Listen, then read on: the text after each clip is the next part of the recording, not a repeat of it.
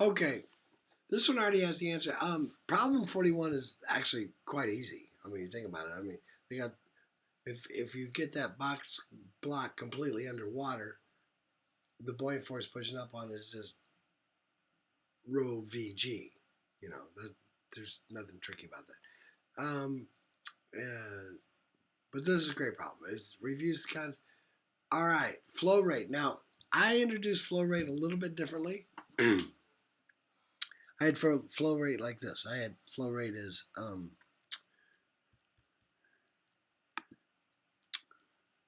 rho, which is the density of the fluid. Rho 1, A1, V1 is a constant inside a closed system. It'll be a constant. So as it's traveling through this closed system, if A or the density of the fluid changes, or its speed changes, there's got to be another change. There's got to be these two things have to change then. So equals this. That's the law of continuity inside a closed system.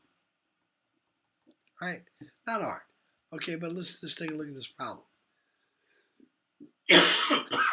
First of all, we're talking about blood, so we don't need to do the densities. All right, in an artery supplying the brain is 3.9 times 10 to the 6 meter cubed per second. Okay, so that's the volume per second. 3.9 times 10 to the negative 6 cubic meters of water per second. I mean, cubic meter is huge. I mean, that's like the cubic meter is the size of a big file cabinet or something. So the blood flows. Talking blood flow, that's not very much. Pardon. I didn't want to have a coughing fit, but the more I talk, the worse it gets. And we're at the very end. This is the last one. There we go. Much better. All right, the volume flow rate. So here's what we're talking about. Volume flow rate. A1, look. A1, V1. Notice that is meters squared, which is your A, times meters per second. That gives you meters cubed per second. So that's what we're looking at there. All right. So let's go back to the problem. It says if the radius of the artery is 0.5 millimeters, determine the average blood speed. So what they want us to do is break this down, calculate A, and compute V. All right. Not hard, but you had to know what they were talking about. See, this was given. This was given in the 3.9 times 10 to the 6. Yeah. So A1 V1 already equals 3.9 times 10 to the negative 6 meters cubed per second, because that's what we've calculated.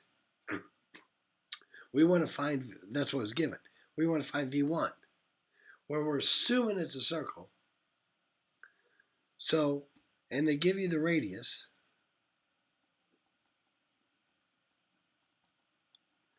So calculate A1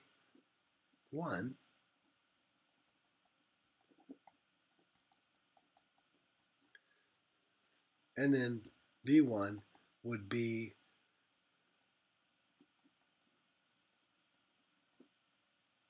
meters cubed per second divided by whatever you calculated for A1. Okay? Not that bad. Then the second part, find the average blood speed as a constriction in the artery if the constriction reduces the radius by a factor of 4. Okay, I very cavalierly just multiplied by 16. Because look what happens. Look what happens.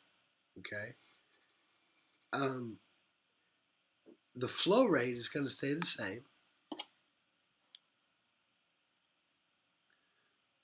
The flow rate is going to say, I mean, there's only so much in there, so it's a closed system, so the flow rate's going to be, it's going to stay the same.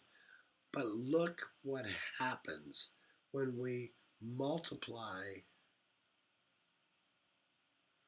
R reduce R by a factor of 4. Okay?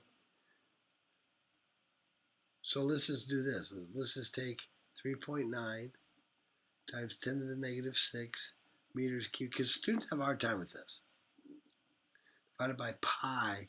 Now all of a sudden R2 is equal to 1/4 R1.